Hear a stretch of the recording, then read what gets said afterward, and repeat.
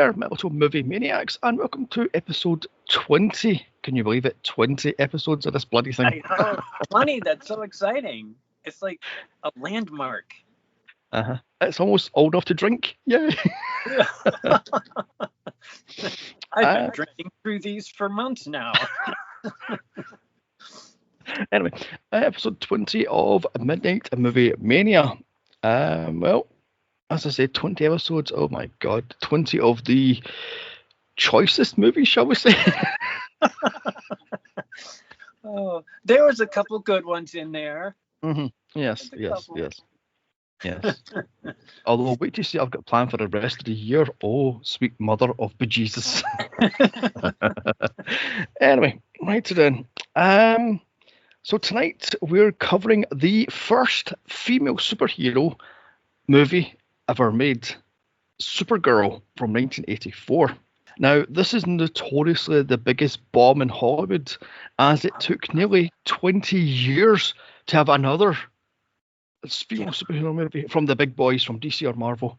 Because before that, there was Tank Girl, which I believe was 96, I believe.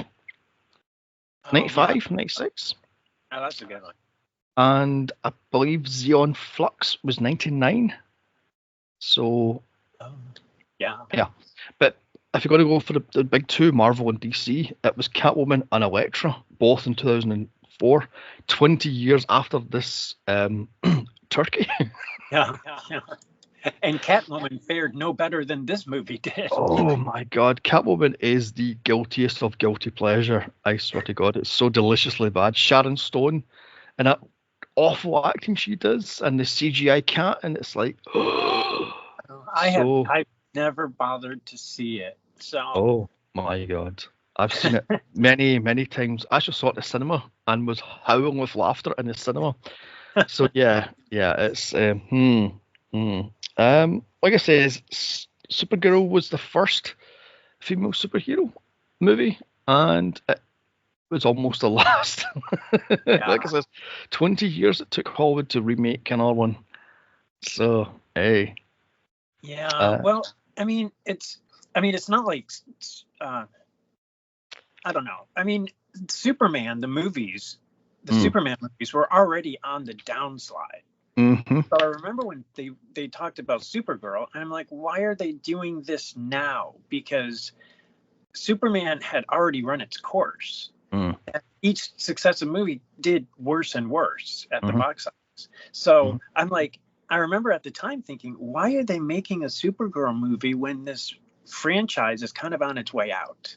I think it's because they wanted another franchise, because they knew for a fact that Christopher Reeves was a bit of a diva and he wanted more and more money, more power behind the scenes, which is why Superman 4, he had a writing credit and a producing credit. So they went, sod it, let's try it again, but with a female.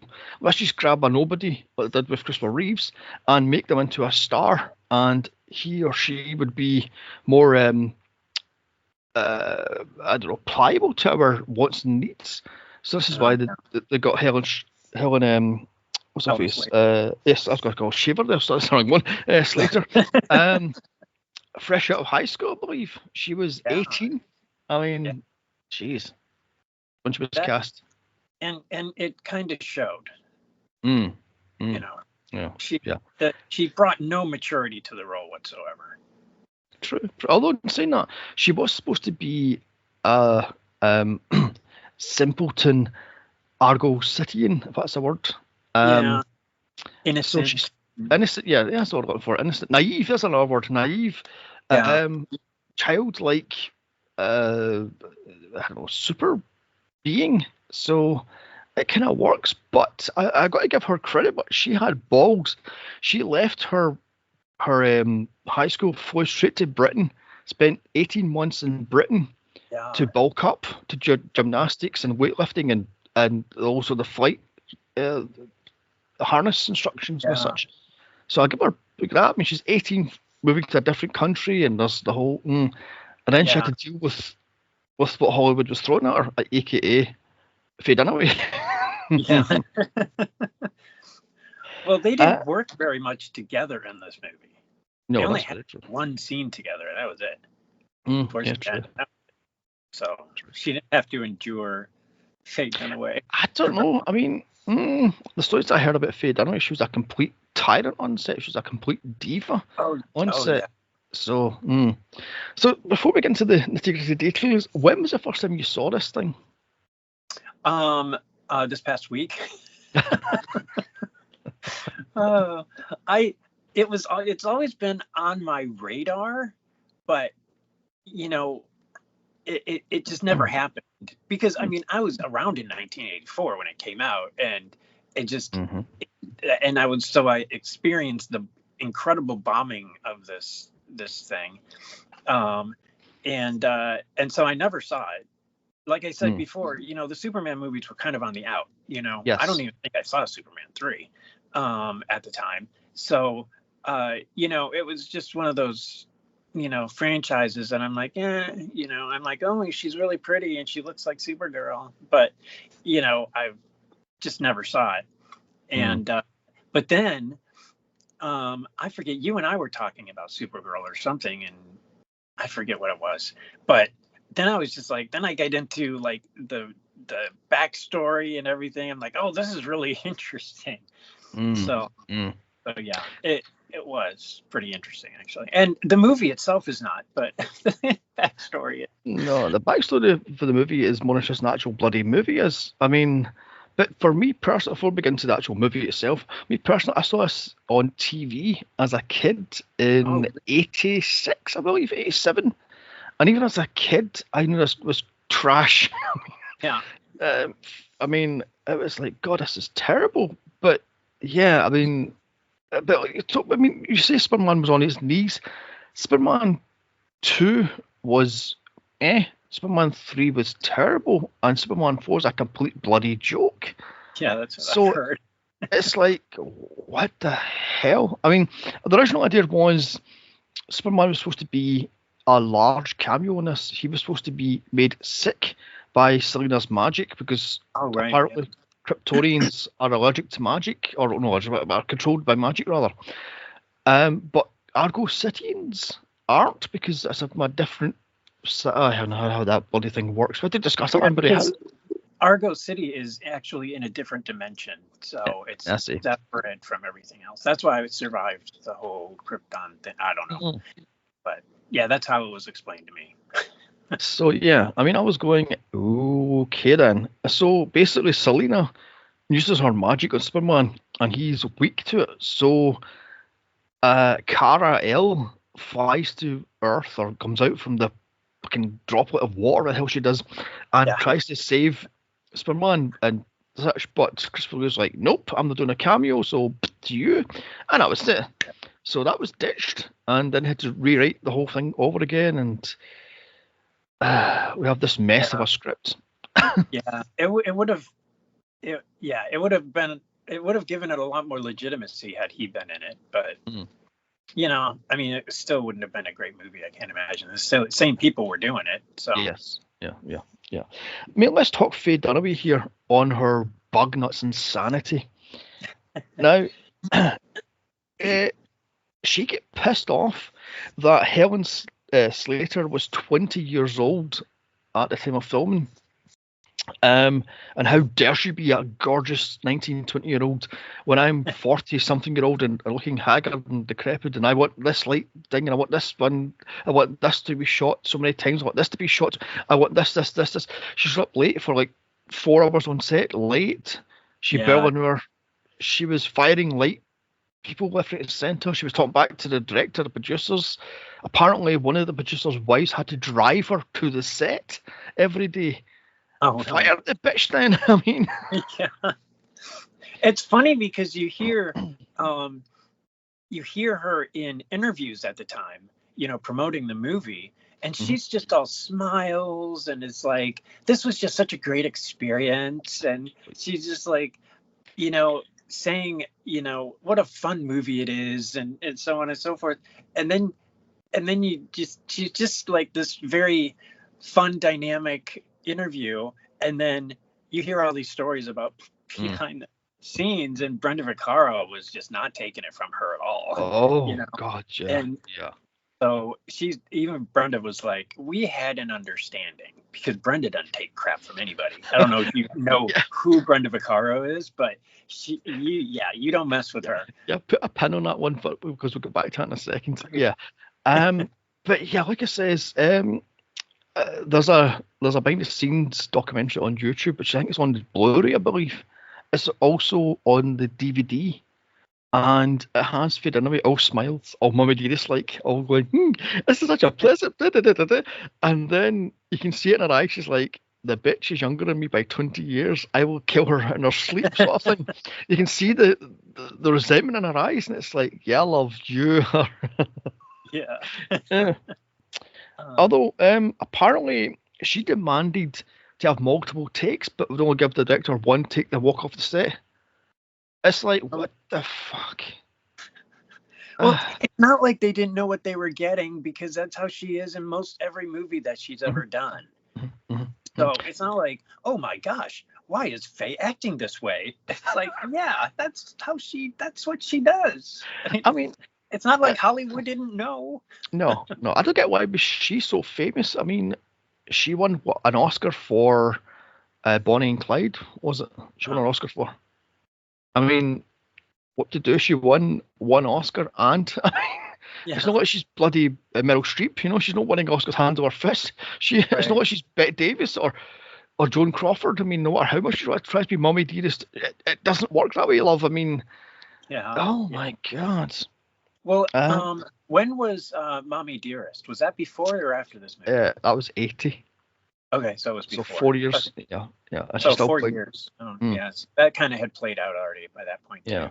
Yeah. But I mean, personally, I think, okay, maybe we'll talk about this later too, but I really liked her as Selena. I thought she played it with just the right amount of cheese and seriousness. She balanced it really well. She may be a diva and a terrible to work with, but I thought she pulled it out, because I know she won a Razzie for it and everything, but I thought she did a great job. I was really impressed with it. I don't know. I don't think she knows what movie she's in. Whereas what's the name of the other one? The one you brought up earlier knows exactly what movie she's in. With the whole, oh my God, that's awful. She does the spell wrong, and it's like, you can see in her eyes, she's like, you can actually see her side eyeing, going, can you believe this bitch is taking this serious? I mean, really? So, and let's talk Peter O'Toole. Oh my God. I read that he was actually drunk on set. He was drinking Peter O'Toole. Who? Peter O'Toole. He played Zoltar. Now apparently he was drunk. It's funny when you mention that, because I was thinking, oh my gosh, he looks so drunk. Yes, he is actually drunk the whole time. It's funny that you say that.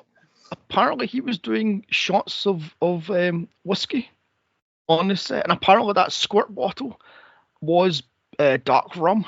So. Okay. Let's talk Brenda Vaccaro. Who is she, by the way? I have no idea who she is at all.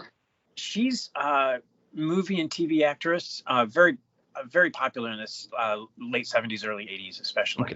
Okay. And very, very good, well respected actress. Okay. So, and she, like I said, she don't take crap from anybody. So great that teamed up with what's her name? On doing my research, I dug up on Brenda herself, and I found Gilbert Godfrey's podcast where she was a guest on it twice, and she really nailed Faye, and I was stunned at the stuff she was talking about. I was, oh my God. And then the other stuff she was talking about really was like, oh my God, you take shit for nobody, love. I mean, it's like, Jesus Christ. And she was known for that too, so they knew what they were getting there as well. Maybe they got her so she could tame Faye a little bit. But yeah, oh my God, it was, like I said, Gilbert Godfrey's Colossal Awesome Podcast, I believe it's called, and she's on it, and I was stunned. The story she was talking, I was like, oh my god. And she goes, yeah, Faye and I had an agreement. Don't be a bitch now. Don't be a bitch to yourself. Yeah. Exactly. Oh my god. So yeah, like I says, I had no idea who she was. I'm like, who is she? And she knows exactly what movie this is. It's a terrible movie, and she knows it. She's doing the side glances and the nods and the winks, and like to the camera, going, "Look at this bitch. She's taking this seriously. What the hell?" Oh my god. Yeah.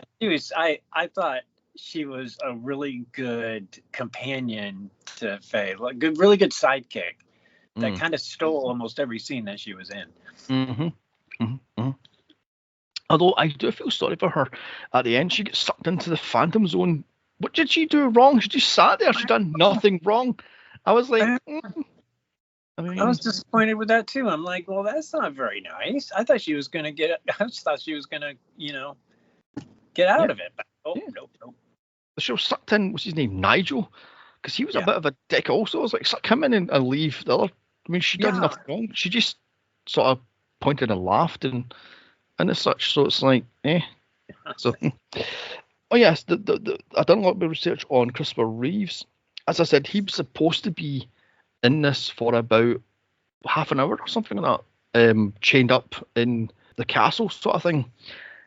But he says no because he's getting too big for his suit, as the producer said. So they decided to drop him, and there was a messy thing. So so the producers thought they could redo it. We'll find a complete noob, a complete noob, and we'll give him the suit, and we'll give him the title, and we'll give him this movie surrounded by Hollywood icons and legends, and we'll see if we can repeat the process of Superman to become Supergirl, and then we can start over again. We can have another franchise that will last 5 years and make more money than God. Yeah, that failed miserably. I mean, Well, unfortunately they were kind of, one of the things that bothered me about the movie, especially in the beginning of the movie, was they were kind of repeating the feelings of Superman 1, where he's new and he's fresh and he's innocent, and he's learning his powers and it's very exciting, and it was just kind of the same thing. I mean, you see the different backdrop and everything, but I was like, okay, enough with the flying. We know you can fly now. We get that. But it just kept going on and on and on. At least in the version that I saw, the 2-hour version that I saw. Gotcha. But it was just it took a while for the movie to actually go somewhere. So let's go into the trivia, the stuff that I found on this thing. Okay then. 85% of this movie was shot in Pinewood Studios. So yay. Even though as a kid I could have sworn that town was an actual town, but it's not. Apparently it was built in 8 weeks in Pinewood. They built it from scratch. Yes. They do that all the time at Pinewood, or used to do it all the time at Pinewood. It's like, wow, how do they do that? A lot of craftsmen. Yeah. Apparently that was some of that set was used for Tim Burton's Batman as well. Oh, was it? Okay. I know it was some of the same sets. Yeah, Gotham City sets. But let me see. Faye Dunaway was almost replaced by Angelica Houston because she was too much of a diva. Yeah. So they threatened to replace her, and she goes, "Well, replace me then." Okay then. And they tried to get various other female actresses, but they also, apparently the studio wanted rid of her, but the Salkins wanted to keep her for some reason. I was like, get rid of her. And oh dear God. Helen Slater did all her own flying scenes and all her own stunts, apparently. So good for her. Yeah.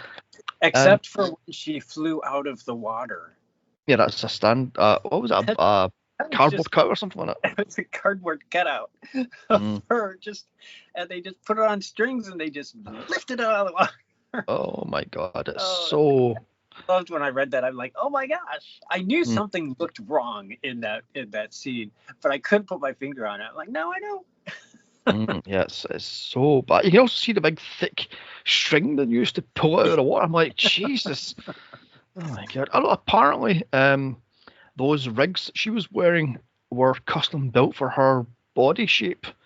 So they were expensive, and this is why she can fly more gracefully than Christopher Reeve did. So she can do like pirouettes, and she could do the zigzagging flying and all this malarkey. So, and she was taken up to she was 200 so feet. Oh yes, such a yes. teeny little girl, and mm. you know, and also she wasn't wearing that much clothing to hide stuff. Yeah, that's true. That's very true. That's very true. Yeah, I can't imagine how that happened. She was taken as high as 200 feet to do her flying scenes. No, I'm sorry, no. And Christopher Reeve, as I say, was supposed to do a cameo in this thing, but he rejected it last minute. So in order to have a small cameo, they had a poster on the wall. And I'm sorry, but really, I mean, and that was a little cheesy moment there, but at least they got to pull in some of her story. You know, I'm Superman's cousin, you know, or whatever she said. But yeah. I mean, and my personal favourite out of this one, this sits at 8% on Rotten Tomatoes. This is the lowest DC movie ever, even lower than Catwoman. I know, it's just shocking. It's delicious. I mean, it's so... Anyway, right, so the cast, we have Helen Slater, Faye Dunaway, Brenda Vaccaro, Peter O'Toole, Peter Cook, Hart Bochner, Maureen Tiffy, and Mark McClure. The plot: after losing the power source of Argo City, the inner space twin city of Krypton City, I think it's called. Anyway, Kal-El, Kal-El, Superman's cousin, is sent to Earth to retrieve it. Unfortunately, a wannabe witch finds the orb and finds out it gives her magic powers, so she uses it to take over Midville, USA. Can Supergirl stop her and save Argo City? Find out here. But does she actually save Argo City? Because no, because at the end she's flying towards it and it starts to dim out. So are they all dead? Did they all suffocate? See, I was thinking it was just the opposite, where she flies there and then suddenly it does something, and I thought, oh, maybe it's brightening. I couldn't tell what it was doing, but I'm like, okay, obviously she has to save the city. That's the whole point of the movie. So like, okay, that must be good stuff going on, but they don't make it clear. No, they don't. No. Okay, so before we dive into this slice of, what is your favorite superhero? My favorite superhero? Yes. Oh gosh. My favorite superhero of all time probably has to be Nova, as far as the comic books are concerned.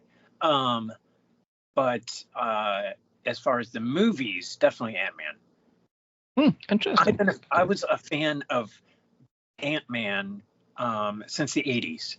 I just thought he was a great character. He was really dynamic, and he and Wasp, you know, at the time were divorced and were not getting along, and there was a lot of drama. It was very fun from a comic book standpoint. And then they put him into the movies, and I'm like, I can't believe that they put this small little character. I mean, he was an Avenger for a long time, but you know, he was never this, you know, big main character. But yeah, Ant-Man is probably my favorite as far as the movies. But overall, Nova. Okay. I'm more of a Marvel person than DC. See, for me, DC is Batman. I loved Batman. Even loved the Batman games. All the Arkham games, I played all 5 of them. And some of them were terrible, some of them were great, and one's awful. But for Marvel, it would have to be Spider-Man. He's good. Yeah. So anyway, I collected both Spider-Man and Avengers. When I first started collecting comic books or reading comic books, series anyway, back in the, you know, early 80s. It was Spider-Man, Spectacular Spider-Man, Avengers, and Incredible Hulk, and then I started getting into the X-Men after that. Look at it. I mean, I never actually read any of the DC or Marvel comic books. I just wasn't into comic books. You know, I was more of a cartoon person or a movie person than sitting there and actually reading the things. So, I loved comic books when I was a kid. And well into adulthood, actually. The only reason I stopped buying them was because they were getting too expensive. I couldn't keep up with it. So, yeah. Although I will say something that might get me cancelled here. I don't like Superman as a character. He's too much of a goody two shoes Boy Scout. He's too much of a perfect superhero. I mean, I'm like, absolutely, 100%. I've never been a fan of Superman. I've never bought a comic book of his.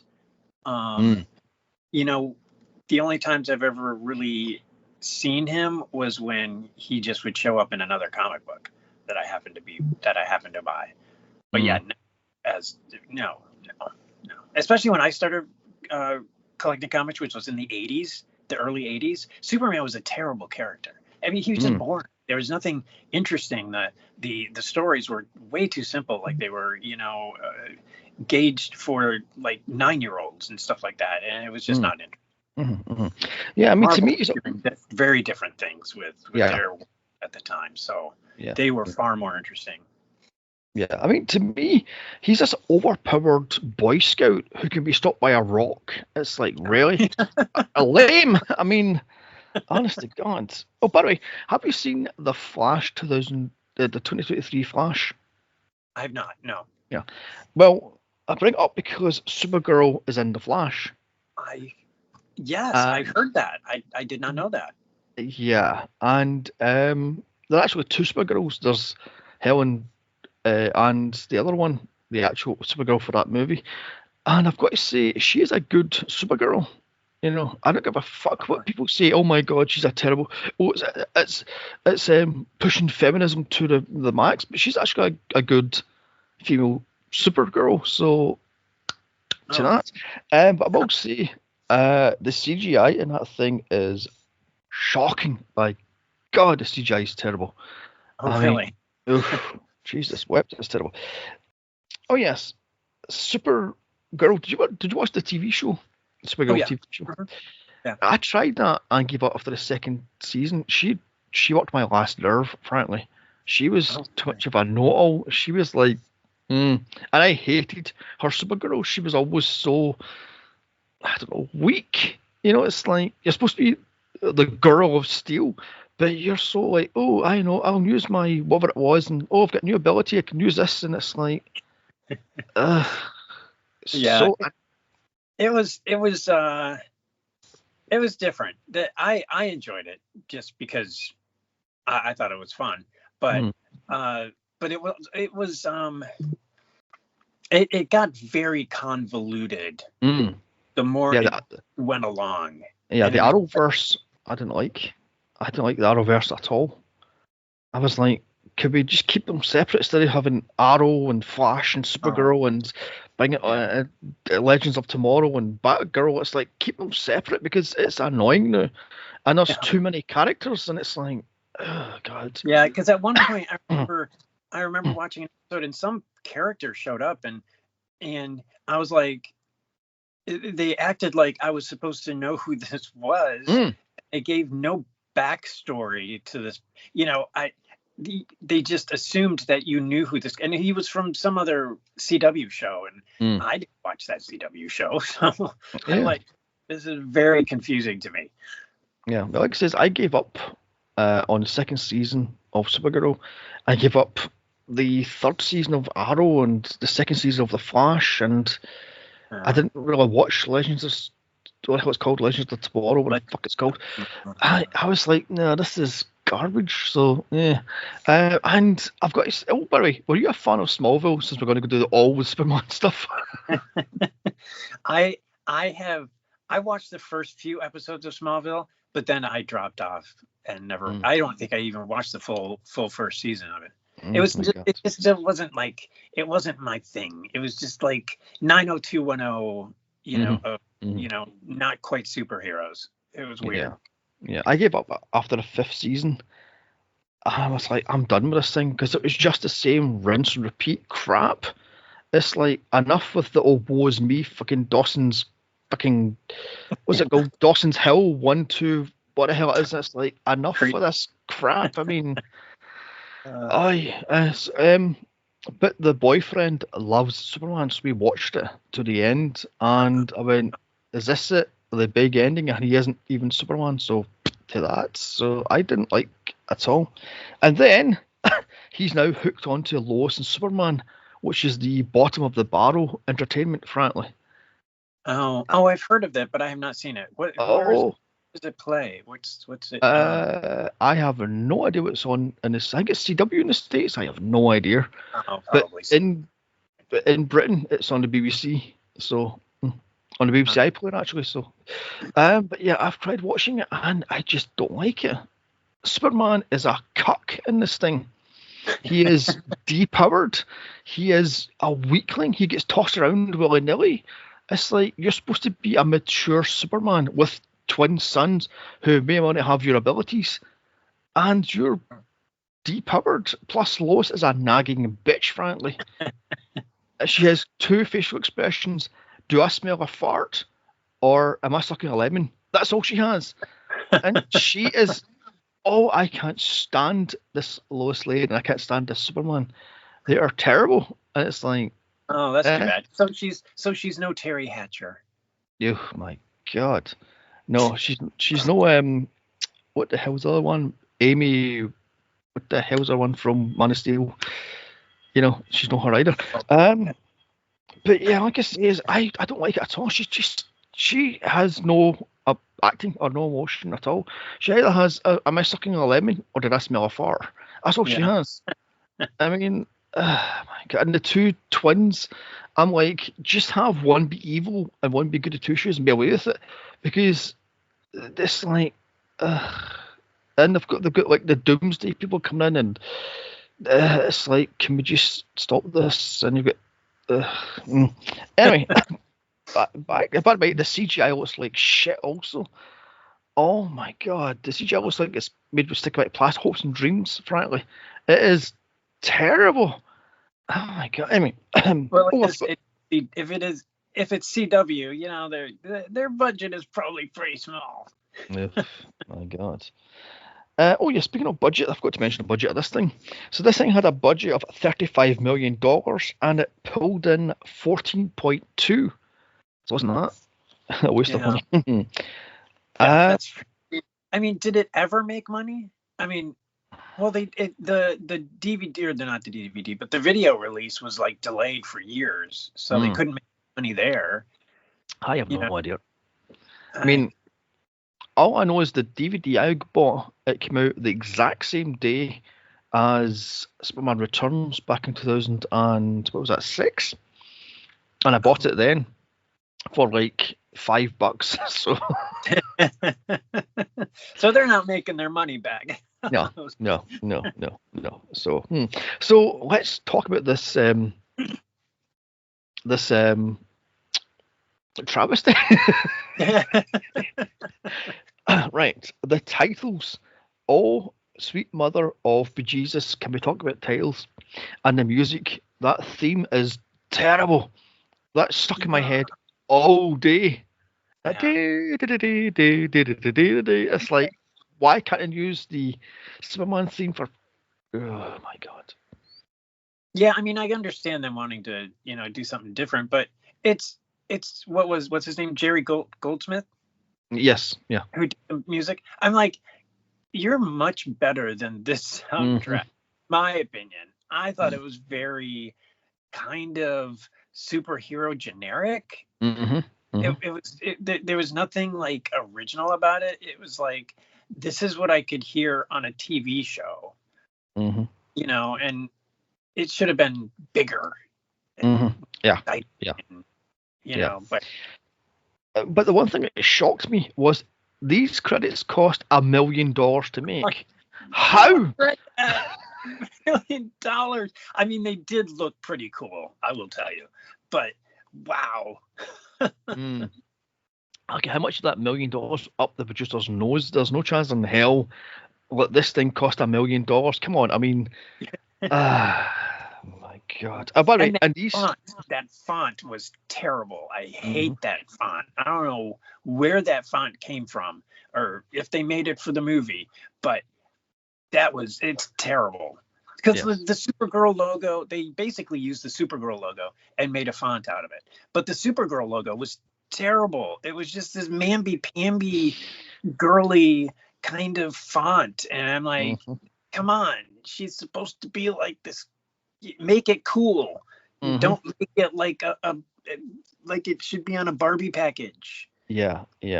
And these credits drag on and on and on. 3 fucking minutes. These things drag on for 3 minutes of a 2-hour movie. I mean, Jesus Christ. Yeah. Cut the fucking things. Oh my Lord. Oh my God. I was pulling my head out. I was like, fast forward. I will tell you, I did not fast forward to any part of this movie when I watched it. And it amazes me that I did not do that, because there were some times when I was like, oh my gosh, I'm really struggling. Oh my God. So on to Argo City. Now, I'm not going to lie here. These sets are impressive. You can see where the money was spent, where the Salkins needed to spend the money. Yeah. But why is it such a hippie comedy? Why does everything look at shower curtains and they're all sitting on the... I was like, yeah, the shower curtain is what really kind of threw me. Because it was just like little circles pasted on plastic. This is our alien city. But the tiered set and everything was really cool. Yes. But why? What's with the shower curtain? I did not get that. I have no idea. I mean, they're all... We didn't see it anywhere else except for the first time we go into the city. It's like, oh, shower curtain. Yeah, and everybody is wearing bloody muumuus. I'm like, what the fuck? Yeah. I'm like, what the hell? And they're all sitting there like stoned at their head. They're all going, who cares? I mean, we're on this perfect place and da-da-da-da. And then we have Kal-El, aka Supergirl, aka Linda Lee. She's skipping all into the place like a little da-da-da-da-da, played by, of course. She's acting like an 8-year-old. Yes. Like she's a fully adult woman. Yes. I mean, I've got down here, Helen Slater was 18 here when they first started shooting. Because this was done... Actually, I think this was actually... The point being, she was at a late teen doing this, and she's acting like an 8-year-old. I've got in here, is she special needs? Because they're all treating her like she's something special, going, hello there, hi, and she's like skipping all over the place, and I'm going... You have to be smart to be a superhero, and they play it off like she's just this, dumb blonde, and it's like, it doesn't work in this movie at all, because you meet someone strong that you think has a chance, and you want to root for, but sometimes you just didn't want to root for her because she was acting like stupid, And the line that got me was, oh my God, 6-dimensional math is so hard. I can't get it in my head because I'm a girl and girls can't do math. Oh, it's like, Jesus, you're supposed to be as a superhero. You're supposed to be the girl of steel. What the? I mean, especially in the pigtails and little pink dress going la-da-dee, la-da-dee. And what's his name? Zoltar goes, you're an artist, and your artistic impressionations of stuff, and don't know what about math. What are your little precious little cotton heads? There you go. You're playing with this magic dildo as I go and get this ball of power. I'm like, okay. Yeah. Oh my God. There's so many issues in that whole opening scene. It just I mean, I know we had to establish, the little Hedron thing, but they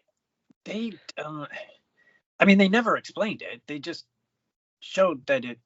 I don't know what they showed actually. It's just it was beyond me.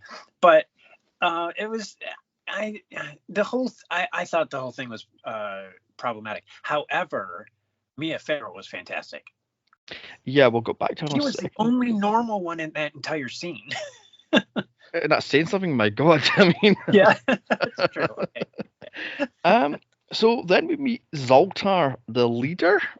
was he the leader, the head architect, what the hell he was, played by Peter O'Toole, who has a magic wand that he just and it makes whatever he wants. He goes, "What's?" She goes, "Teal, what's that? It's a tree. It looks like fucking, I don't know, coral reef."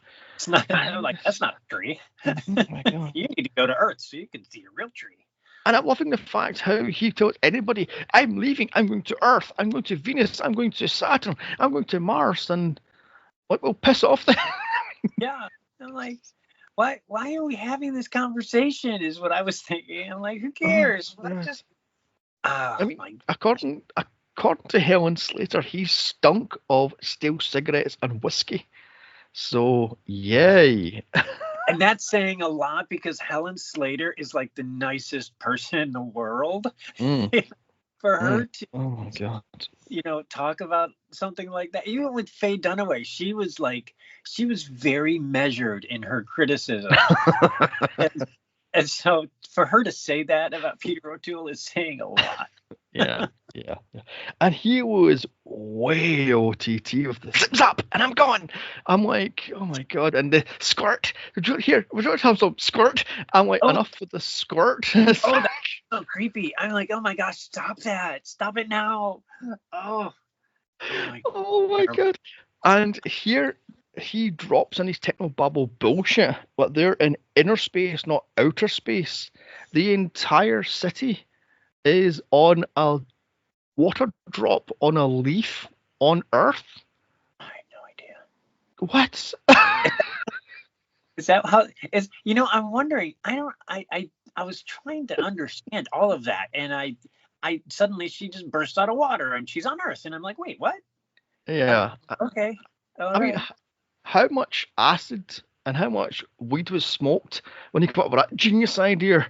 Yeah. You're inner space, but yeah, I mean, they had to get her to Earth, and they didn't probably want to do it the same way as the Superman got there. Well, they couldn't because destruction of the planet. But yeah, I thought it was crazy and it didn't make sense, and her costume appearing made no sense. I mean, there's just so much.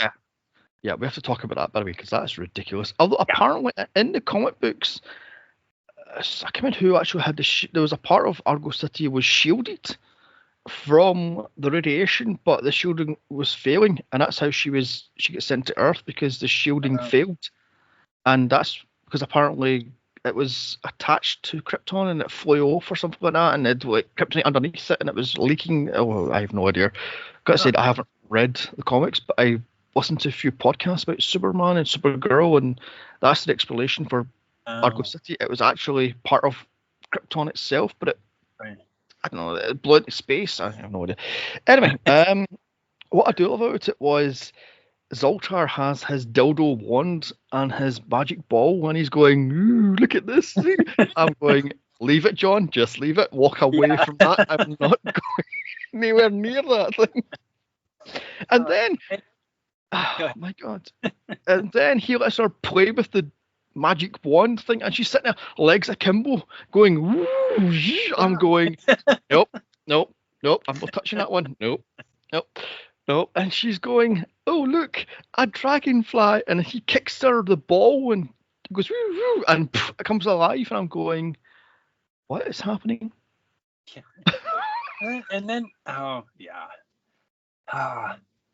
It didn't, I mean, I don't know. I have so much to say it. I can't say it because it's just terrible.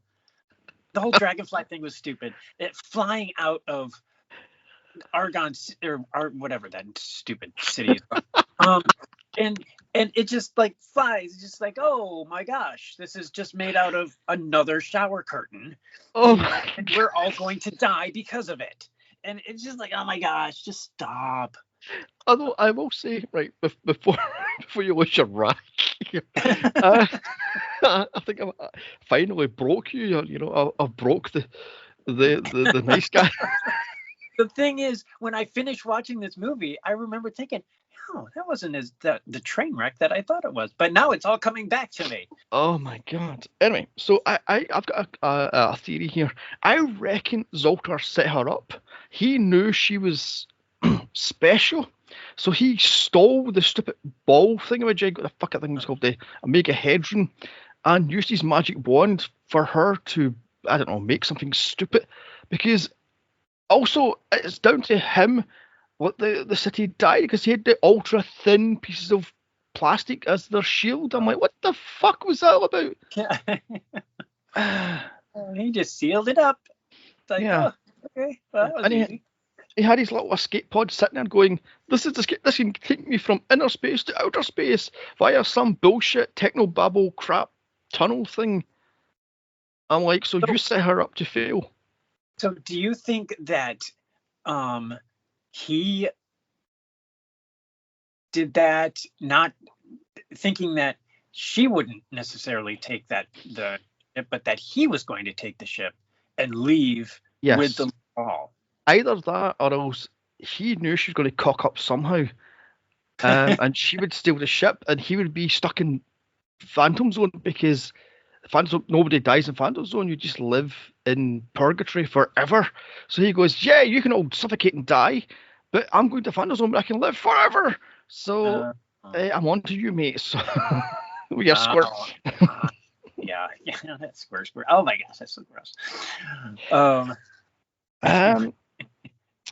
So, like I said, Kara tries to get sucked out into what the hell it was, no space, what the hell it was, negative space. Yeah. And she's going, oh, help me, Zoltar.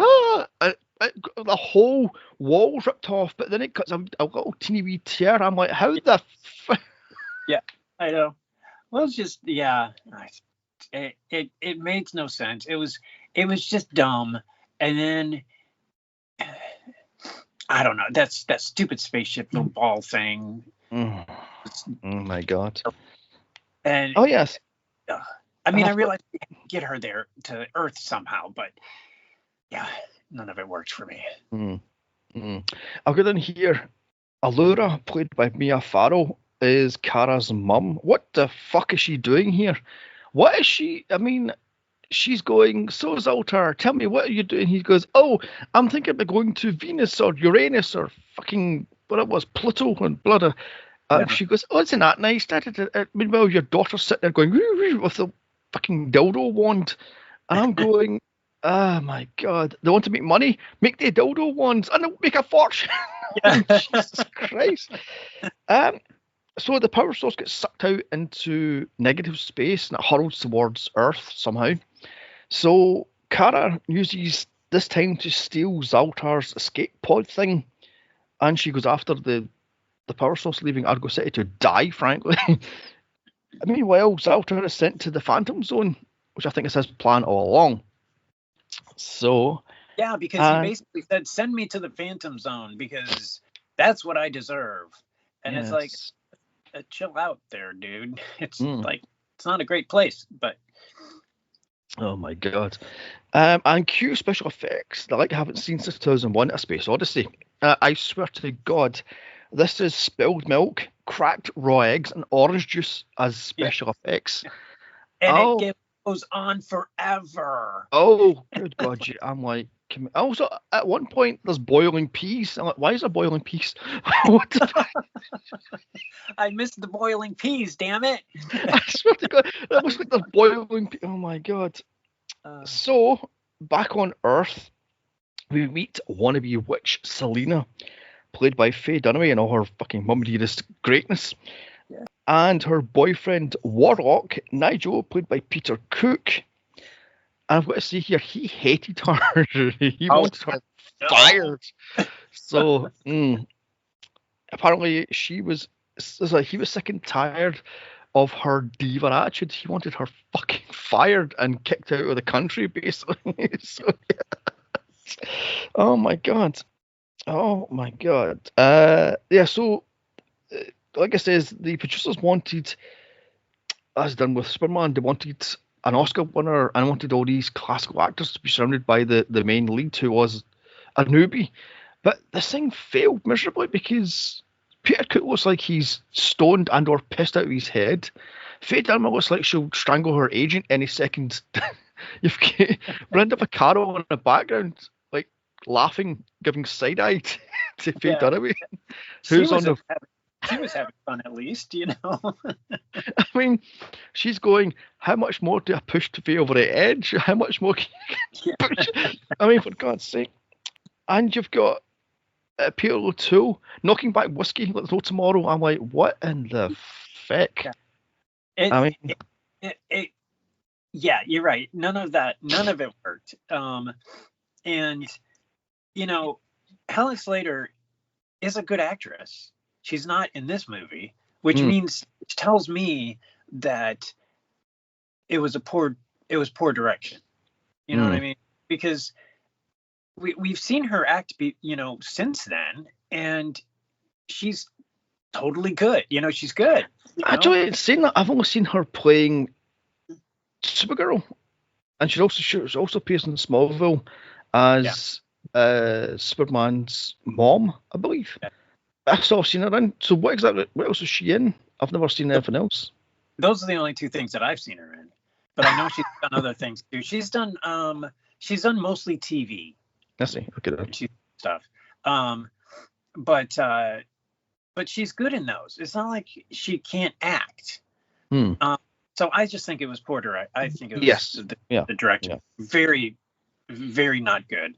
And so you know, but I will go back to say that I think Faye Dunaway as Selena was fantastic. I thought she did such a great job. I mean, I know she's just a terrible diva, but she pulled it off. I thought anyway, because she just enough, wacky, not taking it seriously with taking it seriously when it was important. I thought she did a great job. Well, true. So anyway, so what do you note?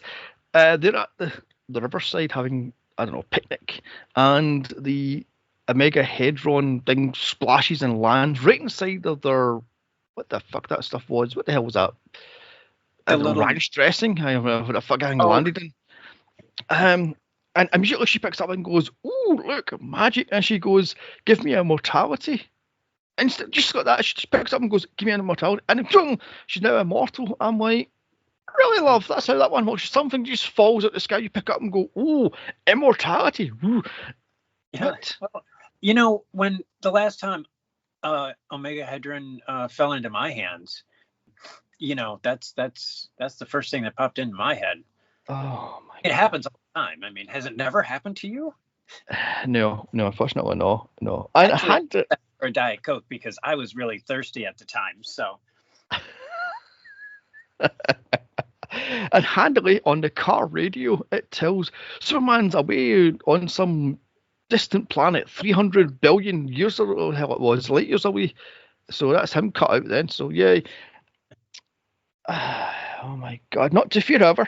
Supergirl flies out of the. I love this one. She flies out of the escape pod in the suit. I'm going, where'd she get the suit from? Who made it? Exactly. Why is it so short? Why? What the heck? What happened to the? I mean, just what must I say? This was before the trousers. So yeah, it was the skirt. But it could have been worse. It could have had that stupid headband that she had in the 80s. Yeah. Apparently, they actually changed Supergirl to this costume in the comic books. Because it did not look like that in the comic books at all. There's also footage of Helen wearing a stupid red headband and a gigantic S shield thing, and it looks ridiculous. And the skirt was even shorter, and it looked utterly oh God. So they put her in a longer skirt. And changed that was what the comic books looked like. That's what was going on in comic books at the time. Was her outfit, and they did not like it at all. So no, changing it for the movie, and then DC decided to change the costume in the comic books to the movie version, and she had years and years and years, the little skirt and everything. Yeah. So yeah. And then she gracefully lands on Earth, and she's like, "Wait, look at me flying, yay!" I'm like, "Clap your hands for Tinkerbell, clap it." I mean, Oh my god, she It picks up just a went rock. on and on. And the ear-splitting music. I'm Yeah, going enough for this. As she picks up a rock and crushes it with bare hands, and she picks up a flower and goes, "Chew!" and it blooms because she's a girl. Look, she yeah. has magic power. I mean, oh Jesus Christ! And then she's flying around America, and she sees the horses, like horses, yeah! And she's flying around the horse, and I'm I'm like, like, oh yeah. my god, kill this now! Did you time how long that took? Because it seemed like it took like 10 minutes out of the movie. Her just flying around. And I I have get no that idea. trying to, show how, like new it was for her and stuff like that. But I'm like, well, she's flying pretty good, Mm. So not flying like the greatest American hero. So, clearly she's used to this. But And I've got to say here, the blue screen effects in this part is ridiculous. I was like, oh my god, she isn't even casting a shadow as the horses are running past. I'm like, really? I would have killed you. Moving on. this was So 1984. I mean, the capabilities in 1984 of this type of special effects were pretty sophisticated. You know what I mean? So Yeah. they could have done a little bit more, but no. It Mm. was a lot of it was just blue screened and bad blue screen at that. Mhm. Wasn't even green screen. You could tell. Yeah, it was blue screen. My god. Oh my god. So later that night, Selena returns to her hideout, which is a fairgrounds. Why is it a fairground? I've got to hear "Calm Down, Joker." Why is it a fairground? It was I mean, it was kind of a fun backdrop though. mm, It was already kind of, her performance and Brenda Vaccara's performance were all very kind of wacky, and so it kind of added to the cheesiness of it in a good way. But it yeah, was weird. But yeah. yeah. I've got down here. Here we meet her witchy friend Bianca, played by Brenda Vaccaro, and she goes, "Oh, let me see your new toy, this Omega Hedron." And she goes, "No, this is mine." She puts it in this little weird, what was it, a lead box or something like that, Box, yeah. that grows throughout the movie, and I'm like, okay then. At a certain point. Yeah, They got grew boobs. That's like, of course, there's boobs everywhere in this movie. If you've had no, yeah. My God. And I've got down here, how did she know what this mystical ball thing that was going, I know that was giving magic powers? I'm like, it's a power supply. Why would it give you magic powers? See, when I was watching that, is particularly in the that first scenes when she's actually using it, I'm like, it's kind of refreshing that they're not going on this, expository type of dialogue about why this is working the way it is. Because the movie's long enough. We don't want to go into exposition at all. Trust me, on any of the this things. But yeah, I was like, oh, this is kind of refreshing. It's just working this way, and they don't feel like they need to explain it away. You know what I mean? This is why it's doing this. Even Nigel, I mean, they could have shown, could have done just a couple lines of dialogue, because Nigel seemed to be pretty, knowledgeable about magic and stuff. But they didn't even do that. They were just like, yeah, this is how it works. And I was fine with it because, anything to move the plot along. Because it was not moving quickly at the time.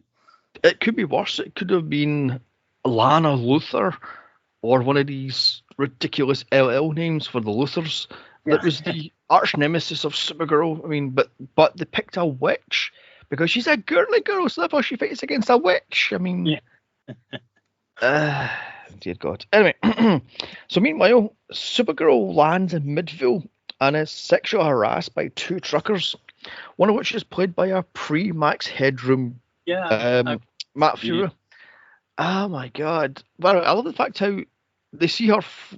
Don't see her floating there. She walks along the street in that ridiculous outfit, and they come out of the truck, and she goes, "Oh, well, hello! Is it a Halloween costume?" Yeah, I mean, my first thought was, okay, you know who Superman is. Why are you not commenting on the fact that she's wearing Superman's costume? There's no mention of that whatsoever. No, I mean, I love the fact how They sexually harassed her, so she's got a sexy outfit and all that stuff, and she blows one away with a super breath. Now he goes, "Okay, bitch," she pulls out a flick knife. I'm going, "Really, mate? You're going to pull a flick?" She's blew this guy about 20 feet off his feet, and you go with your little. By the way, what's about 80s and flick knives? They're at every single fucking movie and TV show. Flick knife. I'm like, why? I mean, oh my god. Wasn't that was butterfly knives? You know, that's like, oh my god. Christ, my mate had one of them, and that's all you would go pull it and go drink, and it would go chink, and you're like, fancy. But yeah, so like I said, she blows one away. She kicks a football kick in the balls and sends him flying about 20, and she just flies off. I'm like, yeah. Okay, then, so why sexual harass some 18-year-old girl dressed in that outfit? I mean, and I love the fact that it's what we do, really. So all truckers. That's like the worst dialogue ever, because they were just not responding at all to the actual threat that was in front of them, and obviously a threat, because it just so stupid. And it served no purpose. There was no purpose to that scene. Nope, there wasn't. I mean, it was ridiculous. Goddamn bloody ridiculous. So days later,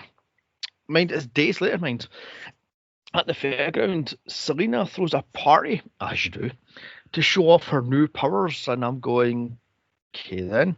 She then tries to start a coven, and I was going, so what are you going to do? Charge people to join your coven, as Bianca says, $5 a head, and it'll make as much. She's no, that's just chicken feed. I want more power. I'm like, okay, love, calm down. I mean, my lord. Nigel is literally groveling at her feet. Can I see your ball? Give me your ball so I can see your powers. That's like, oh dear God, mate, get a fucking dignity. I mean, he then tries to warn her about Supergirl, but she doesn't want to hear nothing about it. She goes, no, nothing about it. So then he offers her a cigarette from his cigarette case, and this is the first of the shadow demon dragon thing. And she goes, what's that? Oh my God. And he goes, yeah, that's the power you're tampering with. You're a rank amateur. I'm like, okay then. Yeah. It took me a minute to figure out what was going on with the reflection in that cigarette case, because it was not obvious. When I saw it, I was just like, okay, what's going on? And then it took me a little bit to realize, they're looking at the reflection in this. I don't know. It just there's just so many weird scenes like that. I mean, I understand it because it reflected what happens later in the film. But I don't know if it was necessary. No, it didn't add anything. No, it doesn't. One thing that really pissed me off here is this next scene. She gets pissy at Nigel for hitting on a pretty girl, as it says in the cast list, who was supposed to be Miss Tessmacher, but they couldn't afford the actress, so they had to get some other random actress. And she turns into a human mop. What the fuck was that? She goes, you, and spins her around, and her hair's on the... Yeah, I didn't know if that was supposed to... It was kind of creepy, but I think it was kind of meant to be, like, comical. Yes. And I don't think it worked on either level. It didn't. I mean, she's eating a pineapple chunk. What the hell she was eating? And turns into a scorpion. I mean, what the? Why would? Moving on. So next morning, Supergirl wakes up in a wood surrounded by bunnies, as you do, and she finds herself at an all-girl Catholic school as they're playing softball. So she turns her Supergirl outfit into a Catholic schoolgirl outfit because magic? I mean, what? Yeah, I didn't get that. And she just goes to school. I love that one. She just walks into school and, oh, by the way, I'm Clark Kent's cousin. That's nice to hear. And just like that. It's just like, I know they had to move things along, and so they, tried to, but it didn't work. Like, why does she have to be a student? Because that complicated everything. Yes. Because they had to put in a whole scene of her getting accepted and her, walking the campus or whatever. And it's like, they should have done something that made more sense than her like just out of the blue going to a school that she's never applied for. Yeah.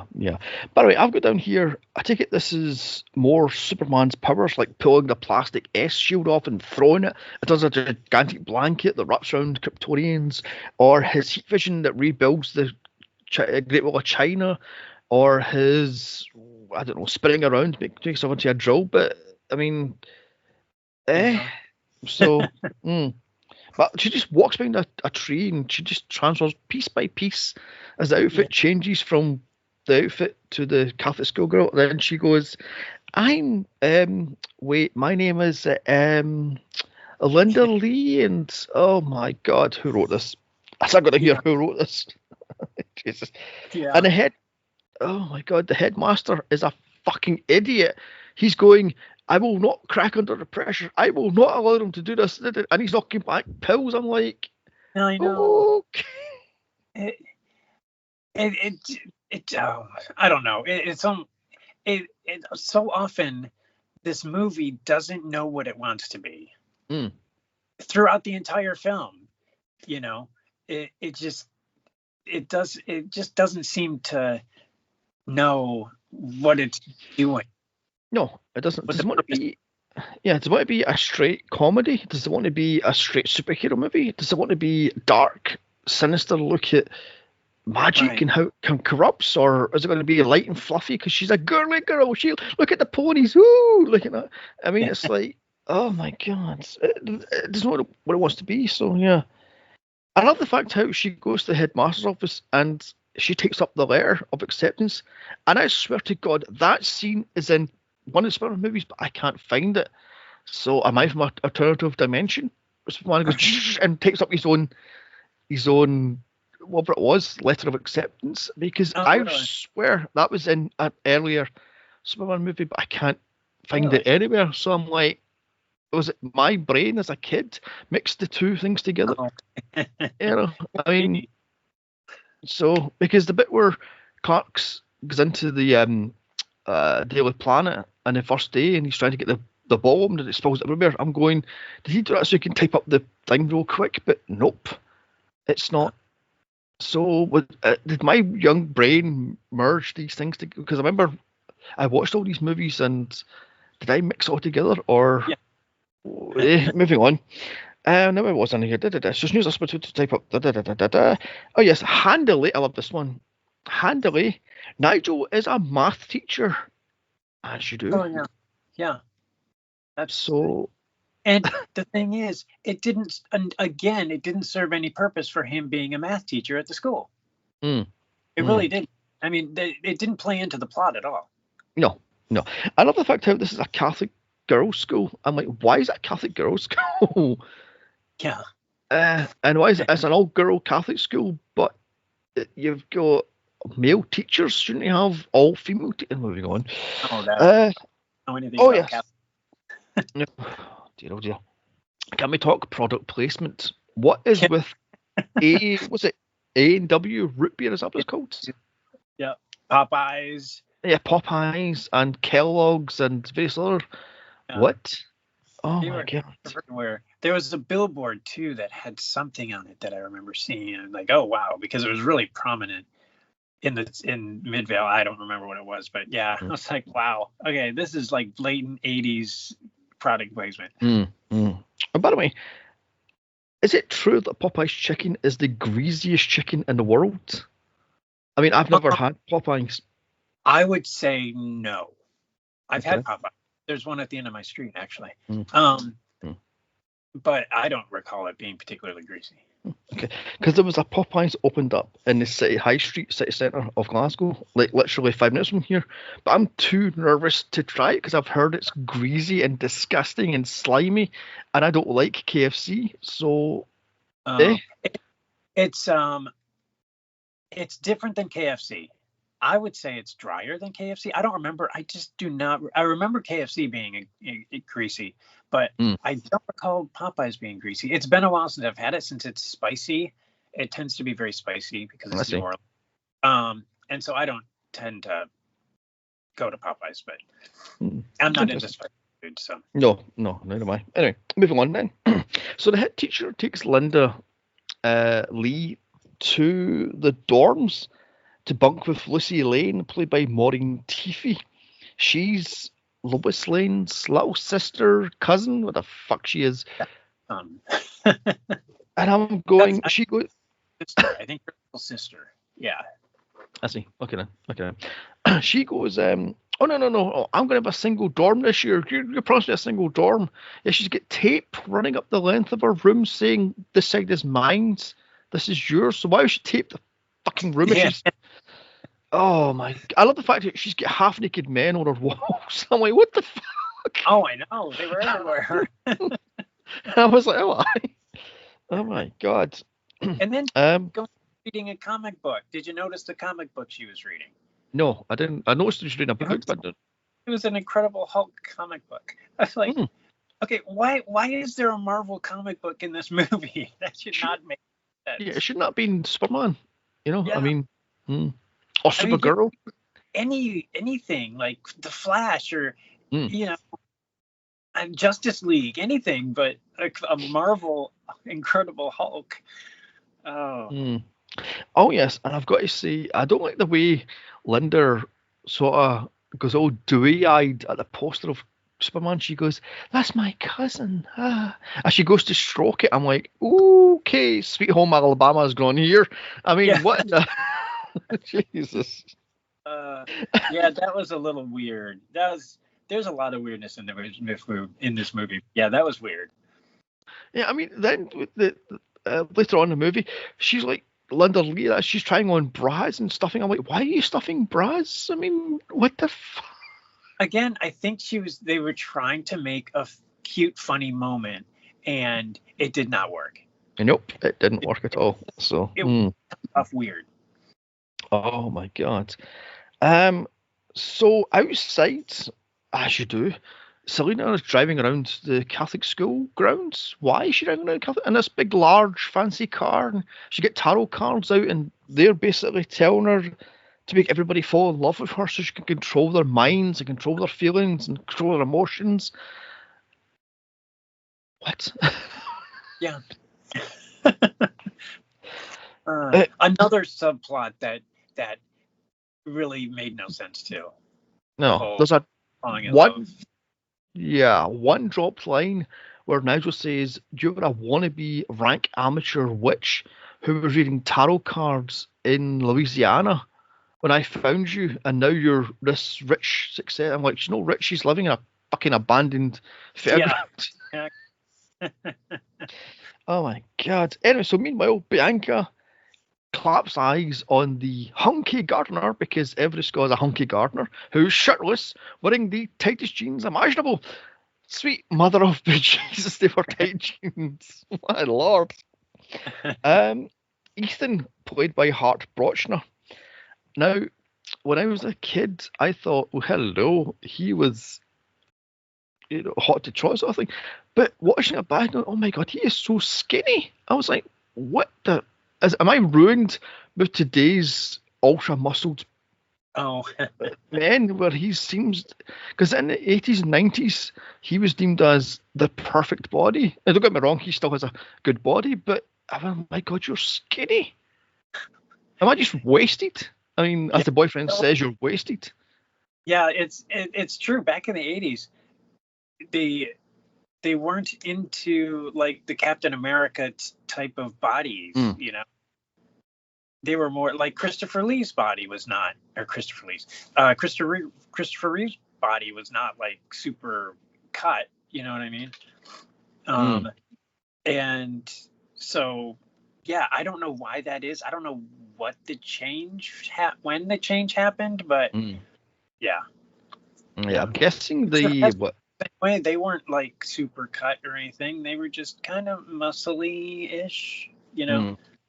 I mean, I'm guessing it didn't happen until the X-Men in the 2000s, because some of them were built like So I guess it happened in 2000s. But anyway, so Selena acts all jealous and she casts a love spell on him, but it fails.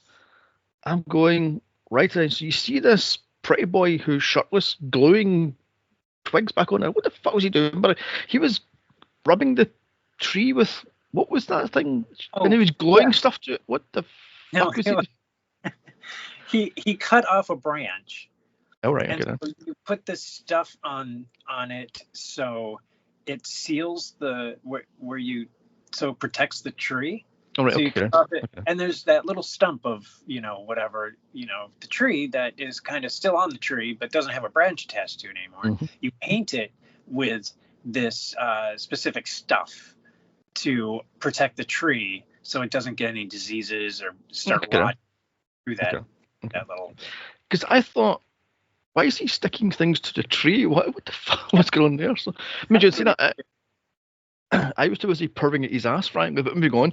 Now, where was I? La da da da da. She gets jealous to cast a love spell. Da da da da da.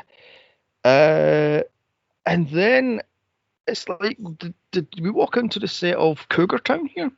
As these two women in their 40s are perving over this 20-something-year-old pretty boy.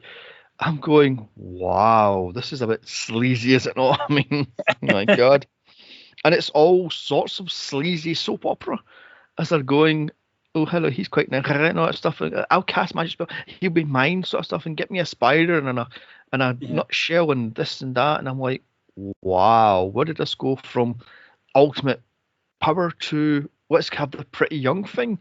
Yeah, exactly. I was like, it's like, yeah, it was just this weird subplot that didn't really go anywhere, really didn't add to the story or the character development or anything. And it was like, and it didn't even, I thought maybe it was going to play into the plot later on, but it never even did that. Oh, kind of did, because Selena was so obsessed with him that she took her eye off the ball and Supergirl almost defeated her. It wasn't until Nigel with the magic, fucking black magic wand thing and the little ball, and it managed to. Oh, moving on. Anyway, it's not worth trying to explain. Oh, it's so bad, this movie. So, meanwhile, it's PE time in the form of field hockey. I couldn't stand field hockey in school. Did you play it? Field hockey? Oh, field hockey. Oh, yeah. No, I never played field hockey. That was terrible. I hated field hockey. It was just an excuse to get your ankles broken or your shins whacked into next week with the, oh, it's a mistake. Boom! And you're like, no. Yeah. I fucking hated that thing. So, Lucy is getting bullied by her own teammates, which made me go, why are you bullying your own teammate? Yeah. And I mean, that didn't make any sense. But also, how is she just on the team? She just got there to the school. Yes, that's a good point, actually. It just like, oh, you're a part of the team? I mean, you just came to the school yesterday. Mm-hmm. Yeah. And here, Linda dies with the hockey ball, and it explodes as it shatters on her back, and nobody bites an eye. They're like, "Oh my God, it blew up on her face, on her back, and it just dropped." I'm like, no, they would be going, "What happened here? Why is the ball explode?" But it just explodes. I mean, well, it happened just last week to another girl, so it's fine. Oh my God!